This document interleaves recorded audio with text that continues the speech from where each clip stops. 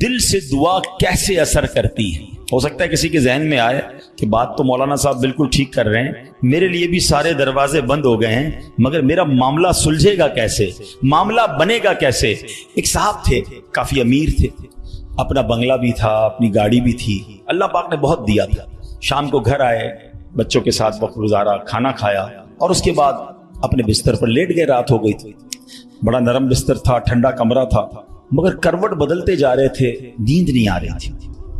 اب نیند بھی اللہ پاک کی نعمت ہے، جس کو آ جائے لوگ اس کی بھی قدر نہیں کرتے، پوچھو اس سے جس کو نیند نہیں آتی۔ اب کافی دیر تک کروٹ بدلنے لگا کہ پتہ نہیں کیوں آج نیند نہیں آ رہی، چلو آج تھوڑی سی فریش ایئر لیتا ہوں، شاید نیند آ جائے۔ گھر سے باہر نکلے، گاڑی سٹارٹ کی اور آگے چلتے رہے اور گھومنے لگے گلیوں میں۔ اچانک ایک مسجد نظر آئی اور مسجد کا دروازہ کھلا نظر آیا۔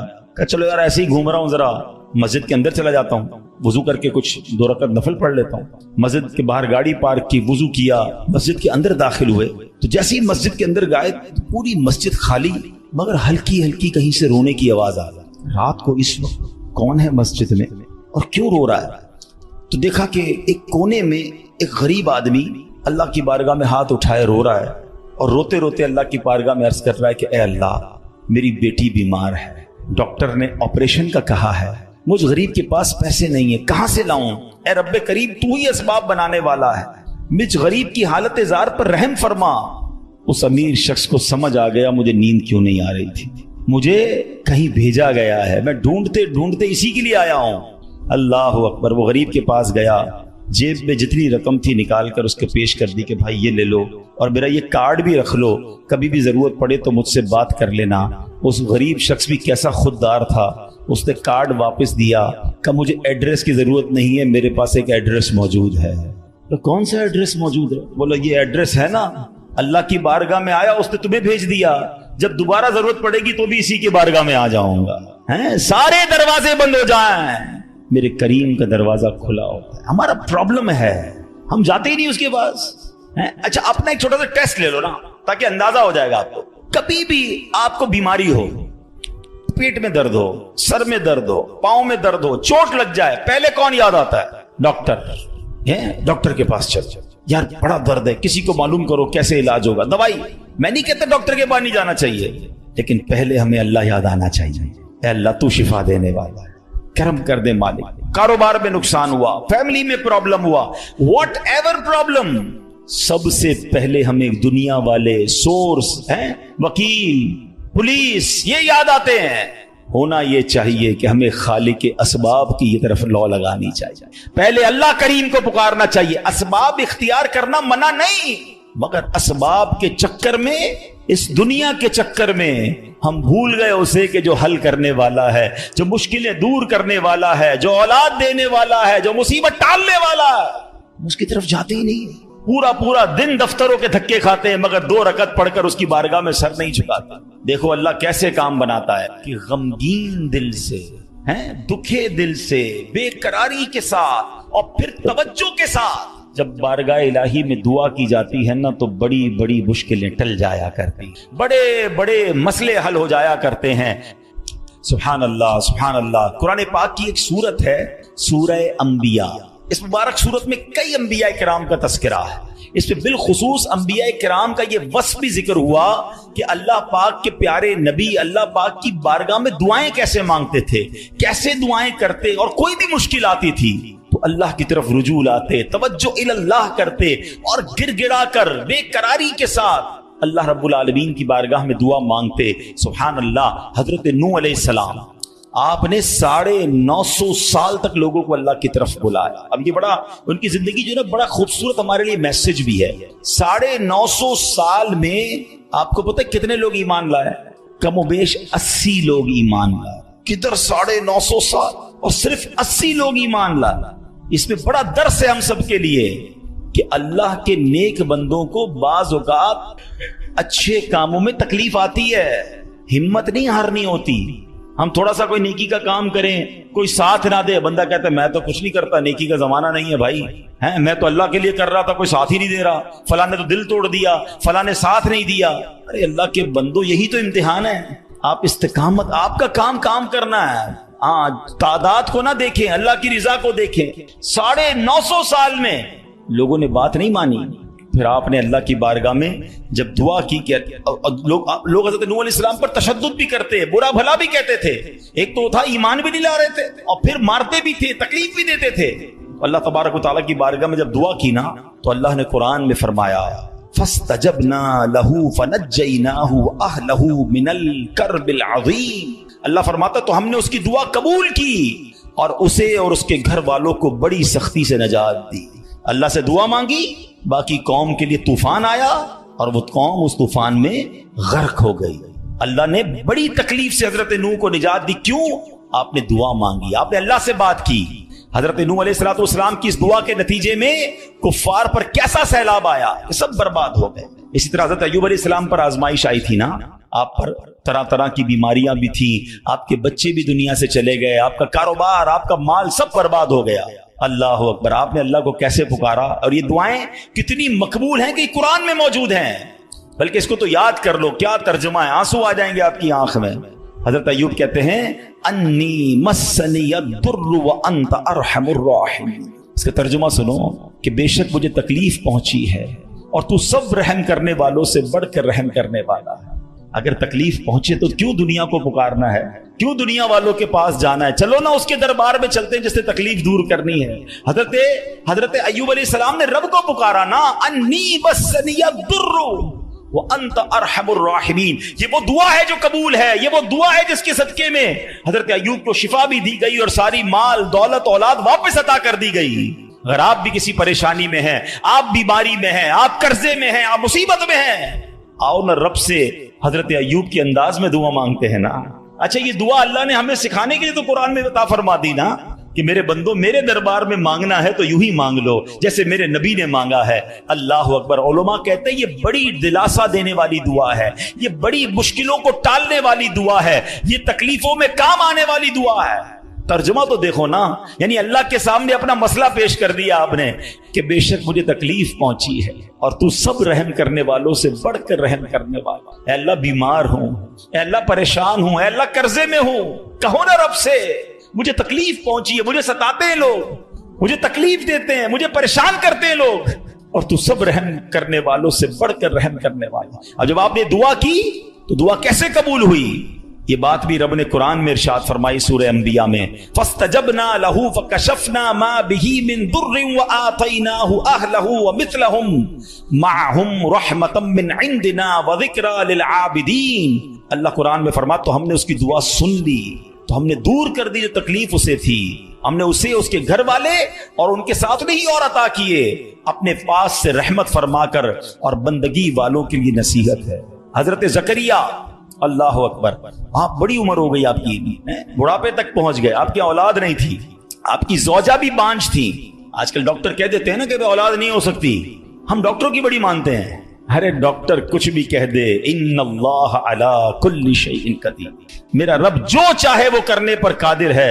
اپنی آنکھوں سے دیکھا ہے, آپ نے بھی دیکھا ہوگا, کسی کو ڈاکٹر کہتے ہیں جناب کوئی مرض نہیں ہے, 100% فٹ ہے, 2 دن بعد دنیا سے چلا جاتا ہے. کیسے مرا ڈاکٹر کو بھی پتہ نہیں, موت آ گئی نا. اور کبھی ڈاکٹر کہتے ہیں 3 دن کا مہمان ہے, شاید اس ڈاکٹر کا انتقال ہو جاتا ہے, وہ بندہ پھر بھی زندہ گھوم رہا ہوتا ہے. اللہ کی شان ہے, ڈاکٹر ہے, وہ اپنی سائنس چلائیں, مگر یہ نہ سمجھو کہ جو اس نے کہہ دیا یہ آخری ہے. قدرت میرے رب کی ہے, شان میرے رب کی ہے, وہ ہر چاہے پر قادر ہے, اس پر بھروسہ تو رکھو نا. حضرت زکریا عمر بھی زیادہ ہو گئی, عورت بھی بانجھ ہے, مگر اللہ سے کیا دعا کر رہے ہیں؟ یہ بھی علماء فرماتے جو بے اولاد ہیں ان کے لیے مجرب دعا ہے, قرآنی دعا ہے. یاد تو کرو نا قرآن کی دعائیں, کیا دعا کی تھی آپ نے, اور مانا تو دیکھو اس کا, کنیکٹیوٹی تو دیکھو نا. مانا کیا اس کا, اے میرے رب مجھے اکیلا نہ چھوڑ, اولاد نہیں تھی نا, اے اللہ مجھے اکیلا نہ چھوڑ, اور تو سب سے بہتر وارث, وانت خیر الوارثین. اب یہ دعا وہ کرتے تھے, اللہ نے کیسی دعا قبول کی, صرف بیٹا نہیں دیا بلکہ بیٹا بھی دیا اور اس کو نبی بھی بنا دیا. बेटा भी ऐसा दिया जिसको नबी का मर्तबा अता फरमाया। अल्लाह फरमाता है कुरान में, फस्तजबना लहू व वहबना लहू यहया व अस्लहना लहू ज़ौजा, तो हमने उसकी दुआ कबूल की और उसे याहया अता फरमाया और उसके लिए और उसकी बीवी संवारी। अब इसमें बताया कि सिर्फ अल्लाह ने बेटा नहीं दिया, बेटे का नाम भी रब ने अता फरमाया और नबूवत की यूं समझिए कि सरफराजी भी अता फरमा। यह है दुआ, मगर दुआ दिल से, तवज्जो इल्लल्लाह, कनेक्टिविटी के साथ। फिर देखो कैसे काम बनते हैं, फिर देखो कैसे मुसीबत टलती हैं। अल्लाह पाक खुद फरमाता है, यदऊनना रगबन व रहबा व कानू लना खाशिईन, और हमें पुकारते थे उम्मीद और खौफ से और हमारे हुजूर गिड़गिड़ाते हैं। पता चला कि गिड़गिड़ाना तवज्जो के साथ, खौफ भी हो उम्मीद भी हो, फिर ये काम बन जाते हैं। हजरत यूनुस पर कैसी आजमाइश आई थी, कोई सोच सकता है कि मछली के पेट में हमें थोड़ी सी प्रॉब्लम आए, हम बेकरार, बेचैन, शिकवे, शिकायत। अरे नबी हैं, कायनात में अंबिया से बढ़कर किसी का मर्तबा नहीं है। कोई गौस, कोई अब्दाल, कोई कुतुब किसी सहाबी के मर्तबे तक नहीं पहुंच सकता, ये मर्तबा सहाबा का। मगर कोई सहाबी किसी नबी के मर्तबे तक नहीं पहुंच सकता, ये अंबिया का मर्तबा। ये तरतीब याद रखा करो। आला हजरत ने तो एक शेर में पूरी तरतीब बता दी ना। खल्क कौन है? हम लोग हैं, आम लोग। खल्क से औलिया, औलिया से रसूल और रसूलों से आला हमारा नबी। हमारे आका तो सबसे आला है ना, मगर अंबिया की बात कमाल है। और अंबिया में कौन है? हजरत यूनुस अलैहिस्सलाम। मछली के पेट में कैसी तकलीफ, जिंदा रहूंगा कि नहीं, बाहर निकलूंगा कि नहीं, अंधेरी गार, नजर भी कुछ नहीं आ रहा, मगर वहां भी अल्लाह को पुकारा उन्होंने। अल्लाह कुरान में फरमाता है, फस्तजबना लहू व नज्जयनाहु मिनल गम व कज़ालिका नुंजिल मुमिनीन। अल्लाह कुरान में फरमाता है, और तो हमने उसकी पुकार सुन ली और उसे गम से निजात बख्शी, और ऐसी ही निजात देंगे मुसलमानों को। बल्कि बड़ी प्यारी दुआ याद कर लो आज। हजरत यूनुस अलैहिस्सलाम ने जो मछली के पेट में थे ना, जो दुआ मांगी थी ना, उलमा कहते हैं वो दुआ पता है कौन सी थी? जिसको आज हम आयत करीमा कहते हैं ना, ला इलाहा इल्ला अंत सुब्हानका इन्नी कुन्तु मिनज़ ज़ालिमीन। ये चाबी है, हाँ, ये मुसीबत के ताले की चाबी है, ये कमाल की दुआ है। और ये आपने दुआ की और अल्लाह ने मछली के पेट से आपको नजात अता फरमा दी, फिर से कौम भी अता फरमा दी, सरदारी भी अता फरमा दी। तो ये दुआएं हैं जो बेकरारी में, मुसीबत में रब को पुकारा गया। अल्लाह अकबर। तो ऐ मेरे प्यारे इस्लामी भाइयों, अल्लाह करे कि हम अपने रब को पुकारने वाले बन जाएं, सही तरीके से दुआ करने वाले बन जाएं। जरा देखो ना मेरे प्यारे इस्लामी भाइयों, हमारी जिंदगी में कितने मसाइल हैं। कभी कभी हमारे मामलात बड़े अटक जाते हैं। अब किसी को पैसों की जरूरत है, कर्जे की जरूरत है, अब जनाब सारे दरवाजे बंद हो जाते हैं। और अब किसी भाई से उम्मीद बंदा लगाता है, आखिरी वक्त में वो भी मना कर देता है। सेठ साहब पर नजर पड़ती है, वो भी माजरत कर लेते हैं। दोस्त अहबाब से पूछते हैं, वो भी जवाब नहीं देते हैं। सब दरवाजे बंद हैं, कोई उम्मीद बाकी नहीं बचती। बंदा मायूसी की तरफ जाने लगता है। मगर जब सब दरवाजे बंद हो जाएं तो एक उम्मीद बाकी रहती है। एक दरवाजा उस वक्त भी बाकी रहता है, अल्लाह अकबर, बादशाहों के दरवाजे बंद हो जाते हैं मगर मेरे रब्बे करीम का दरवाजा कभी बंद नहीं होता। लोग साथ छोड़ देते हैं, भाई भाई से दामन छुड़ाता है, लेकिन अल्लाह पाक अपने बंदों को मायूस नहीं करता। बल्कि ये तो ऐसा दरवाजा है कि नेकूकार आए तो भी नवाजा जाता है, गुनाहगार आए तो उसे भी नवाज दिया जाता है। तू करीम ही जो ठहरा तो करम के क्या ठिकाने, तू करीम ही जो ठहरा तो करम के क्या ठिकाने, तू नवाजने पे आए तो नवाज दे ज़बाने। एक और वाकया सुनो। एक बहुत मशहूर डॉक्टर था, मैंने वाकया किताब में पढ़ा। मिसाल के तौर पर उसका नाम डॉक्टर अहमद था। सारी जिंदगी उसने बड़े ऑपरेशन किए, उसका बड़ा नाम था। अब हुकूमत ने ऐलान किया कि इसको गोल्ड मेडल देना है, लाइफ टाइम अचीवमेंट अवार्ड। पूरी जिंदगी इतना काम किया, इस डॉक्टर को मुल्क के दारुल हुकूमत में बुलाया जाएगा और एक बड़ी तकरीब होगी और इसको गोल्ड मेडल दिया जाएगा। डॉक्टर बड़ा खुश, इतना बड़ा अवार्ड मिलने वाला है। डॉक्टर साहब ने फ्लाइट बुक की, जहाज में बैठे। जैसे ही जहाज उड़ा तो कुछ देर के बाद जहाज, मौसम खराब हो गया और जहाज में कोई प्रॉब्लम हो गई। तो जहाज को रास्ते में किसी छोटे से एयरपोर्ट पर उतार लिया गया। डॉक्टर साहब जहाज से निकलकर अमले के पास जाते हैं कि भाई कब जहाज उड़ेगा, मेरी तो वहां बहुत अहम तकरीब है और सारा प्रोग्राम मेरे लिए सजाया गया है, میں چیف گیسٹ ہوں, مجھے گولڈ میڈل ملے گا, بتائیں دوبارہ جہاز کب اڑے گا؟ قصر چھوٹا سا ایئرپورٹ ہے, جہاز کا پرابلم بڑا ہے, اتنا جلدی ٹھیک نہیں ہوگا. آپ کو اگر پہنچنا ضروری ہے تو آپ کو ایک گاڑی لیں کرائے پر اور بائی کار چلے جائیں, آپ پہنچ جائیں گے اپنی تقریب سے پہلے. ڈاکٹر نے کہا یہ بھی آئیڈیا ٹھیک ہے, جہاز کے انتظار میں کہیں میرا پروگرام ہی مس نہ ہو جائے. ڈاکٹر صاحب نے گاڑی بک کی, رینٹ اے کار لی. جیسے ہی راستے میں گئے تو زبردست بارش, آندھی طوفان. اس اندھیرے میں, اس آندھی طوفان میں ڈاکٹر صاحب راستہ بھول گئے اور کسی مین ہائی وے سے نکل کر گاؤں کے روڈ پہ چڑھ گئے. بہت دیر تک راستے میں, اب بھوک بھی لگ رہی, کھانا بھی نہیں کھایا, اندھیرا گھپ, بارش ہو رہی ہے. اچانک ایک چھوٹا سا گاؤں میں گھر نظر آیا جس میں ایک بلب جل رہا تھا. ڈاکٹر صاحب نے کہا اب تو حالت ایسی ہو گئی, دروازہ کھٹکھٹایا. ایک بوڑھی عورت نے دروازہ کھولا. کب ماں جی کچھ کھانے پینے کو ملے گا, بہت بارش ہو رہی. کہا بیٹا اندر آ جاؤ. وہ اندر چلا گیا. ماں جی نے بڑی محبت سے اسے پانی بھی دیا, کچھ کھانے کو بھی دیا. تھوڑی سانس میں آئی تو ڈاکٹر نے دیکھا کہ برابر پہ بستر پر ایک نوجوان لیٹا ہوا تھا. اب ماں جی یہ کون ہے؟ کہا بیٹا میرا بیٹا ہے. کیا ہو گیا اسے؟ کہا اس کو بہت بڑی بیماری ہے. ماں جی علاج کیوں نہیں کرواتی؟ ماں جی کہتی میں نے گاؤں کے ڈاکٹر کو دکھایا ہے. ڈاکٹر کہتے ہیں ہمارے وطن میں ایک ہی ڈاکٹر ہے جس کا نام ڈاکٹر احمد ہے, وہی اس کا علاج کر سکتا ہے. مگر بیٹا میں غریب ماں ہوں, میں اپنے بیٹے کو کہاں سے ڈاکٹر احمد کے پاس لے جاؤں؟ نہ پیسے ہیں نہ کرایہ ہے. بس روز اللہ سے دعا کرتی ہوں, اے اللہ تو کارساز ہے, میرے بیٹے کو شفا دے دے یا ڈاکٹر احمد کے پاس پہنچا دے. ڈاکٹر احمد رونے لگا.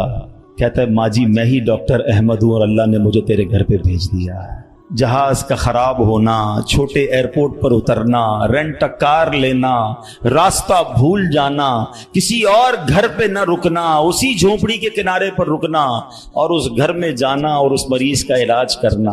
اب بھی نہیں مانو گے, ان اللہ علی کل شیء قدیر, میرا رب جو چاہے وہ کرنے پر قادر. بس ہمارا بھروسہ ہل جاتا ہے. ہم سمجھتے ہیں دنیا والے ساتھ دیں گے, ہم سمجھتے ہیں دنیا والے مسئلہ, ارے دنیا والے تو دکھ ہی دکھ دیتے ہیں. اپنا پرابلم بتاؤ تو ہنستے ہیں, ہم سے کہتے فکر نہ کرو, دوسروں کو بتاتے ہیں دیکھو اس کا یہ مسئلہ ہے, یہ فلاں کام کے لیے آیا تھا, اتنی بڑی بڑی باتیں کرتا ہے, اس کا یہ مسئلہ ہے. ہمارے مسئلے کو انجوائے کرتی ہے دنیا, کون ساتھ دیتا ہے آج؟ مگر جو ہمارے عیبوں پر پردہ ڈالنے والا, جو ہمیں بچپن سے لے کر آج تک نوازنے والا, جو ہمارے گناہ ہونے کے باوجود ہمیں عطا کرنے والا ہے, وہ ہمارا رب کریم ہے. ارے جو ہماری ماں سے زیادہ ہمیں چاہنے والا ہے, اسے کیوں نہیں پکارتے, اس کی طرف توجہ کیوں نہیں کرتے؟ حالانکہ اس کی رحمت تو اس کے دروازے کھلے ہوئے ہیں, وہ تو دینا چاہتا ہے. مگر کاش جو توجہ ریکوائرڈ ہے, جو دل سے دعا مانگنا ہے, وہ اللہ مجھے اور آپ کو نصیب فرما دے. اور پھر اللہ کو پکارے نا. میں نے کہا نا گناہ گاروں کا بھی وہ رب ہے, وہ نیکوں کا رب تو ہے, وہ گناہ گاروں کو کیسے نوازتا ہے. ایک اور واقعہ سن, عیون الحکایات, یہ بڑی پیاری کتاب ہے مکتبۃ المدینہ سے, اگر آپ اسے لیں گے تو اس میں بڑی زبردست واقعات موجود ہیں. ماجرا یہ ہے کہ حضرت بکر بن عبداللہ فرماتے ہیں کہ پچھلی قوموں میں ایک بہت سرکش, غیر مسلم اور ظالم بادشاہ تھا. وہ اللہ پاک کی نافرمانی میں حد سے بڑا ہوا تھا. ایک مرتبہ ایک جنگ میں بادشاہ کو گرفتار کر لیا گیا. اب اتنا ظالم تھا کہ جنہوں نے گرفتار کیا تھا انہوں نے کہا اب اس ظالم بادشاہ کو تو تڑپا تڑپا کے مارنا ہے. طے یہ پایا کہ اس کو ایسا کرو کہ تانبے کی ایک دیگ میں ڈالتے ہیں اور اس کو اونچی جگہ پر لٹکاتے ہیں اور نیچے آگ جلاتے ہیں تاکہ یہ جل بھون کر مر جائے. ایسے ہی کیا گیا, تانبے کی دیگ بنائی گئی, نیچے آگ لگا دی گئی. اب آہستہ آہستہ جو ہے وہ دیگ گرم ہوئی, بادشاہ کی حالت خراب, پوری دیگ گرم ہو جائے تو جسم جھلسنے لگا. اس نے پہلے تو جھوٹے خداؤں کو پکارا, مگر جس ساری زندگی جن کے آگے پیشانی رگڑی تھی انہوں نے کیا جواب دینا تھا؟ کسی نے کوئی جواب نہیں دیا, کوئی مدد نہیں آئی. اللہ اکبر. اب جب سب امیدیں ٹوٹ گئی نا, سب اس کو پتہ چل گیا کہ اب میرا آخری وقت آ گیا, اب میں گیا, اب میں مارا جاؤں گا. تو اب یہ بادشاہ جو تھا مسلمان نہیں تھا, اس نے مسلمانوں کے رب یعنی خداوند قدوس کو پکارنا شروع کر دیا. وہ کہتا ہے یا اللہ, یا رحمان, یا رحیم, مدد فرما دے, اور بلند آواز سے لا الہ الا اللہ پڑھنا شروع کر دیا. اب بادشاہ نے اس مشکل گھڑی میں اللہ سے توبہ بھی کی کہ اللہ مجھے معاف کر دے اور بس مجھے بچا لے, اب میں تیری عبادت کروں گا, اب تک جو کیا مجھے معاف کر دے. بلند آواز لا الہ الا اللہ. اس دیگ میں بیٹھا ہوا ہے, نیچے آگ لگی ہوئی ہے. دیکھو کریم نے اس کی پکار کیسے سنی کہ بارش برسنا شروع ہو گئی. جیسے بارش برسی تو وہ آگ بجھ گئی, تو وہ گرمی تو آلموسٹ ختم ہو گئی. لیکن پھر اتنی تیز ہوا چلی کہ وہ دیگ رسیاں توڑا کر دیگ ہی اڑنے لگی اچھا وہ بادشاہ لا الہ الا اللہ لا الہ الا اللہ کی آوازیں بلند کر رہا ہے اور دیگ اڑ رہی ہے. اب دیگ اڑتے اڑتے اڑتے غیر مسلم قوم کا جو قبیلہ تھا وہاں جا کے پہنچ گر گئی. اب جب وہاں گئی تو لوگ حیران کہ یہ کیسی دیگ ہے جو اڑتے ہوئے آ رہی ہے اور اس میں ایک بندہ بیٹھا ہوا ہے وہ لا الہ الا اللہ لا الہ الا اللہ پڑھ رہا ہے. تو جب وہ غیر مسلم قریب آئے تو اس بادشاہ نے باہر نکل کر اپنا واقعہ سنایا کہ سنو میں غیر مسلم تھا, اپنے اللہ کے سوا جھوٹے خداؤں کی پوجا کرتا تھا, میں نے کلمہ پڑھا, اللہ نے اس مصیبت سے نکال دیا اور مجھے یہاں پہنچا دیا, پورا گاؤں کلمہ پڑھ کر مسلمان ہو گیا. اللہ کی جو نا قدرت کے نظارے ہیں, اللہ ایسے نکالتا ہے بندے کو کہ سمجھ بھی نہیں آتی. بات وہی ہے کہ دل سے اسے پکارنا ہے, مگر دل سے گر گڑا کر توجہ کے ساتھ فوکس کے ساتھ, پھر دیکھو آپ کی مشکلیں کیسے ٹل جاتی ہیں. تو اللہ کرے کہ ہم پیارے آقا علیہ الصلوۃ والسلام کی سنت پر عمل کرنے والے بن جائیں. ایک بار خود نبی پاک کے ساتھ بڑا حیران کن واقعہ پیش آیا. یہ 3 ہجری غزوہ غطفان کا موقع تھا. پیارے آقا علیہ الصلوۃ والسلام صحابہ کرام کو لے کر سفر پر روانہ ہوئے. ایک مقام پر پڑاؤ کیا تو صحابہ کرام کچھ فاصلے پر ٹھہرے اور نبی پاک علیہ الصلوۃ والسلام اکیلے ایک درخت کے نیچے تشریف فرما ہو گئے. غیر مسلم جو ہر وقت نبی پاک کو معاذ اللہ نقصان پہنچانے کی ٹرائی کرتے رہتے تھے, پلان کرتے رہتے تھے, ان میں سے غیر مسلم اچانک کہیں سے آیا ہاتھ میں ننگی تلوار, اور نبی پاک اکیلے, کوئی اس وقت صحابہ بھی قریب نہیں تھے. پیارے آقا علیہ الصلوۃ والسلام کے بالکل سامنے آ گیا اور بڑے تکبر کے ساتھ, بڑے جس کو کر و فر کے ساتھ کہتا ہے اے محمد صلی اللہ علیہ وسلم اب بتائیے آپ کو مجھ سے کون بچائے گا, آپ کے ساتھ تو کوئی بھی نہیں ہے, آپ اکیلے ہیں, میرے ہاتھ میں تلوار ہے. اللہ اکبر. نبی پاک کی توجہ اللہ کی طرف کیسی تھی, آپ نے صرف ایک جملہ کا, ایک لفظ کہا, فرمایا اللہ. کیا نام ہے, دل کو کیسا سکون نصیب ہوتا ہے. میں اسے پکار رہا ہوں جو میرا خالق ہے, جو میرا مالک ہے, جو میرا پروردگار. پکارا کرو, نام لیا کرو اس کا, کہو اللہ اللہ اللہ اللہ, پکارو اسے اللہ اللہ اللہ اللہ. ہائے ہائے ہائے, نبی پاک کی زبان سے لفظ اللہ نکلا, وہ غیر مسلم تو کانپنے لگ گیا, تلوار اس کے ہاتھ سے چھوٹ گئی. اب نبی پاک نے تلوار اٹھا کر کہا اب بتاؤ تمہیں مجھ سے کون بچائے گا. تھوڑی دیر پہلے تو وہ کہہ رہا تھا نا آپ کو کون بچائے گا, اب آقا کے ہاتھ میں تلوار ہے صلی اللہ تعالی علیہ وسلم, اب بتاؤ تمہیں کون بچائے گا. وہ کہتا ہے حضور مجھے بچانے والا تو کوئی بھی نہیں ہے, وہ مسلمان تو تھا نہیں. نبی پاک علیہ الصلوۃ والسلام نے اس کی بے کسی پر رحم فرمایا, اسے معاف کر دیا. ہائے ہائے, نبی پاک کے ایسے اعلی اخلاق دیکھے, وہ کلمہ پڑھ کر مسلمان. دشمن آ جائے تو چادر بھی بچھا دیتے ہیں, ہم معاف کریں گے. جان لینے آیا تھا آقا نے اسے معاف کیا. ہمارے مزاج کے خلاف بات کر دے ساری زندگی دشمنی لے لیتے, مجھے گالی دی, مجھے برا بھلا کہا, مجھے نقصان پہنچایا. کب تک بدلے لیتے رہو گے یار. نبی پاک کے امتی ہو تو معاف کرنا بھی تو سیکھو. آقا علیہ الصلوۃ والسلام جانی دشمن کو معاف کر دیتے, ہم اپنے بھائی کو معاف کرنے کے لیے تیار نہیں ہوتے. نہیں میں نہیں جاؤں گا بھائی کے گھر, ہم نہیں جاتے فلاں رشتہ دار کے گھر, ہم نہیں بلاتے کسی کو دعوت میں. چھوٹی چھوٹی باتیں ہیں, کبھی دعوت نہیں دی تھی آپ کو اس وجہ سے, کبھی سیدھے منہ بات نہیں کر سکے, آپ کو ویلکم نہیں کر سکے, آپ کو تحفہ نہیں بھجوایا, اتنی چھوٹی بات پر آپ نے رشتہ داریاں ختم کر دی. اور ایک طرف کہتے ہو کہ نبی پاک کے امتی آقا کے غلام. اچھا نعتیں سب کو یاد ہیں, یاد کرو نا, نبی پاک کی سنت پر تو عمل کرو, کسی کو تو معاف کرو. بندہ کہتا میں بتاتا ہوں, مجھے گالی دی ہے, اب میں بتاتا ہوں. وہ ایک گالی دیتا ہے, ادھر سے 7 گالیاں جاتی ہیں. اور صحیح بات یہی ہے, جو کہتا ہے میں بتاتا ہوں, وہ واقعی بتا دیتا ہے وہ کون ہے, اس کے اندر کتنا گند بھرا ہوا ہے. اگر وہ آپ کے ساتھ برا کر رہا ہے تو آپ کو کس نے اجازت دی ہے برا کرنے کی. ایک عجیب سا جملہ مشہور کر دیا گیا ہے کہ جناب ہم شریف کے ساتھ شریف ہیں, بدماش کے ساتھ بدماش ہیں. مجھے آج تک سمجھ نہیں آیا کون سا بٹن لگا ہوا ہے آپ کے اندر بھائی. شریف کے ساتھ شریف ہوتے ہو, بدماش آتا ہے, آپ بھی بدماش بن جاتے ہو, تو پھر تو آپ بھی بدماش ہوئے نا بھائی. شریف آدمی شریف کے ساتھ شریف ہوتا ہے, بدماش کے ساتھ بھی شریف ہوتا ہے, تبھی تو بدماش کی اصلاح ہوگی نا. مسلمان ہوا نا یہ شخص, نبی پاک نے معاف کر دیا. تو خدا را آقا کی سنت کو ادا کریں, اور جیسی بھی مشکل, جتنی بڑی مشکل ہو, آپ بس دعا کریں, اللہ کو پکاریں, اللہ کو یاد کریں, توجہ اللہ کی طرف جائے. اچھا ایک اور چیز, ایک اور ٹیسٹ کرتے ہیں. کوئی نقصان ہو گیا, کوئی تکلیف ہو گیا, آپ ہماری ہم جس جنریشن کے, میں جس جنریشن کا ہوں, شاید اب تو ایسا نہیں ہے, جو بزرگ بیٹھے ان سے پوچھیں کہ ہماری مائیں یا ہماری نانی دادی بچے کو سلاتی تھی تو ذکر اللہ کر کے سلاتی تھی. आमिना बीबी के गुलशन में।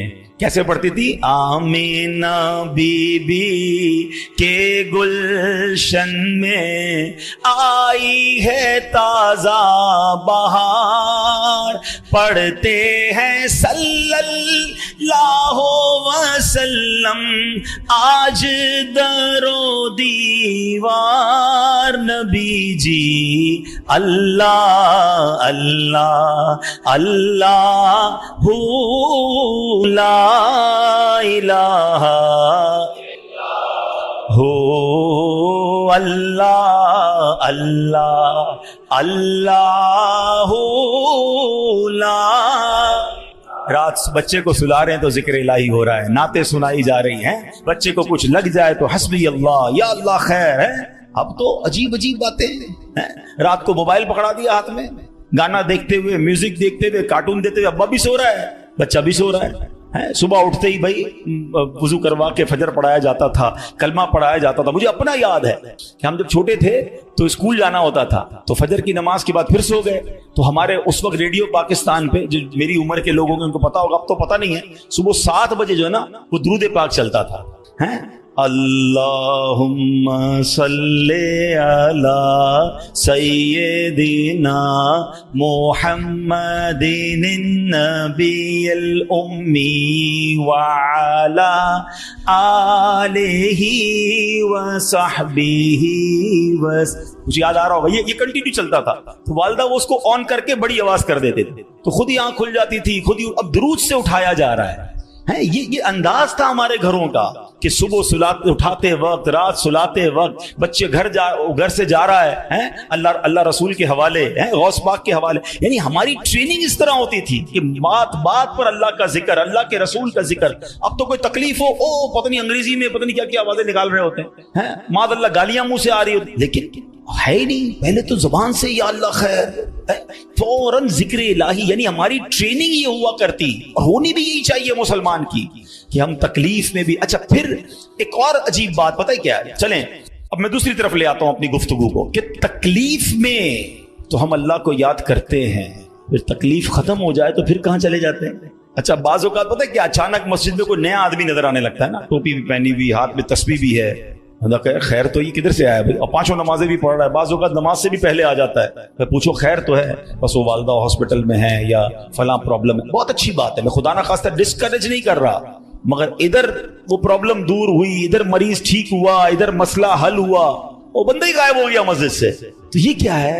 हम खुशी में भी अल्लाह के बंदे हैं, हम गम में भी अल्लाह के बंदे, हम गमों में भी उसे पुकारें, हम खुशी में भी उसे याद रखें। और ये बात मैं नहीं कह रहा, ये अल्लाह करीम ने कुरान मजीद फुरकान हमीद में इरशाद फरमाया, और ये काफिरों की आदत अल्लाह ने इरशाद फरमाई। सुनो, अल्लाह कुरान में फरमाता है, व इज़ा मस्सल इंसान दुर्रु दआना लिजंबिही औ काइदन औ काइमा।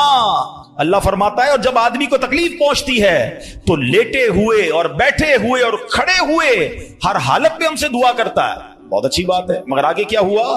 अल्लाह फरमाता है, फिर जब हम उसकी तकलीफ दूर कर देते हैं तो यूं चल देता है गोया कभी किसी तकलीफ के पहुंचने पर हमें पुकारा ही नहीं था, याद ही नहीं रहता अल्लाह का घर। सच बताओ, ऐसा हम नहीं करते? प्रॉब्लम हो तो घर में कुरान खानी कराओ, दुरूद पाक का खत्म करवाओ, इमाम साहब के पास चलते हैं, दुआ करवाते हैं, जरा मस्जिद में दुआ करवानी है। अरे भाई दुआ कर दी, तुम्हारा मसला हल हो गया, अब गए किधर? ये अल्लाह पाक से क्या ताल्लुक बना रहे हो? ऐसा ना करें। देखें, आप अपने अपने अंदाज में समझें, मैं बिला तमसील समझा रहा हूं। कोई बंदा वो है जो आपसे जब मिलता है अपने मतलब के लिए मिलता है, बल्कि ऐसे भी लोग होते जब बातें समझ आ जाती है, यार कोई काम ही लेकर आया होगा, इसका कोई मसला अटका है ना तो आज चेहरा दिखाया है, तो उस बंदे की क्या इज्जत होती है आपके पास। और एक बंदा है जो रोज मिलता है, मोहब्बत करता है आपसे आपके पास आके बैठता है, कभी कभी मसला भी बयान कर देता है, लेकिन मसला ना भी हो तो आपके पास जरूर आता है। वो दोस्त होता है ना, फर्क है ना, एक मतलब के वक्त तुम्हारे पास आता है, एक रोज तुम्हारे साथ पास आता है। अब बिला तमसील समझो, जो मतलब के वक्त अल्लाह की बारगाह में जा रहा है, जो किसी मुश्किल के वक्त तो रब के पास जाता है, और जैसे ही रब अपने करम से मुश्किल आसान कर दे वो गायब हो जाता है। तो ऐसा ना किया करो, अल्लाह के घर में आया करो, मस्जिदों में बैठा करो, नमाजों की पाबंदी किया करो, और अल्लाह को हर हाल में पुकारा करो। फिर देखो वो रब करीम आपकी कैसी कैसी मुश्किलें आसान फरमाएगा, और हमारे ہمارے اسلاف تو کس طرح اللہ کو غم میں یاد کیا کرتے. اللہ اکبر. ایک بار بڑا خوبصورت واقعہ پھر انشاءاللہ اپنا بیان میں ختم کرتا ہوں. ابو الحسن سری سکتی رحمت اللہ تعالی کا واقعہ. آپ کی خدمت میں ایک مرتبہ آپ کی ایک پڑوسن آئی اور عرض کرتی کہ اے ابو الحسن رات میرے بچے کو سپاہی اٹھا کر لے گئے اور وہ اسے بڑی تکلیف دیں گے, آپ کچھ کیجئے, میرے بیٹے کے لیے سفارش کیجئے. پڑوسن کی فریاد سن کر سیدنا ابو الحسن نے کیا کیا, جانماز بچھائی یا کھڑے ہوئے اور خشوع و خضوع کے ساتھ نماز شروع کر دی. اب پڑوسن کہہ رہی میں ان سے سفارش کرانے آئی ہوں, بچہ میرا جیل میں ہے, پتہ نہیں کتنی پٹائی کریں گے اس کی, اور یہ حضرت نماز پڑھنے پہ لگ گئے. اچھا نماز بھی آپ نے بڑی طویل نا مزیدار خشوع و خضوع سے پڑھ رہے ہیں. اچھا جب کافی دیر ہو گئی نا تو وہ عورت کہتی حضرت جلدی کریں, میرے بچے کو قید میں ڈالا ہوا ہے وہ, اور اس کی تکلیف پہنچائیں گے. آپ نے جلدی نہیں کیا, آپ نے سکون سے نماز پڑھی اور جب نماز سے سلام پھیرا نا تو کہا اے میری بہن تمہارا ہی تو معاملہ حل کروا رہا تھا, تمہارا مسئلہ ہی تو حل کر رہا تھا. ابھی آپ نے کہا تو پڑوسن بھاگتی ہوئی, اس کی بچی بھاگتی ہوئی, امی گھر آ جائیں, بھائی آ گیا واپس, بیٹا گھر آ گیا. آپ نے کہا میں وہی تو مسئلہ حل کر رہا تھا, جدھر سے حل ہونا ہے ادھر آپ نے رجوع کر لیا. یہ طریقہ بتا دیا ہمیں. پرابلم ہونا وضو کریں اور 2 رکعت صلاۃ الحاجات پڑھیں. ہاں اللہ کے پاس, یا اللہ تیری بارگاہ میں آ گیا ہوں, جو پرابلم ہے, آپ کی رپورٹ غلط آ گئی ہے, آپ کی ڈاکٹر کہتا ہے پرابلم ہے, آپ کو جناب کوئی قرضے کا مسئلہ آ گیا ہے, کوئی بھی پرابلم, مال خراب ہو گیا ہے, 2 رکعت پڑھیں. کسی کے پاس پہلے نہ جاؤ, پہلے اللہ کے پاس. اللہ بھیجے گا آپ کو, اللہ آپ کے پاس راستے بنائے گا.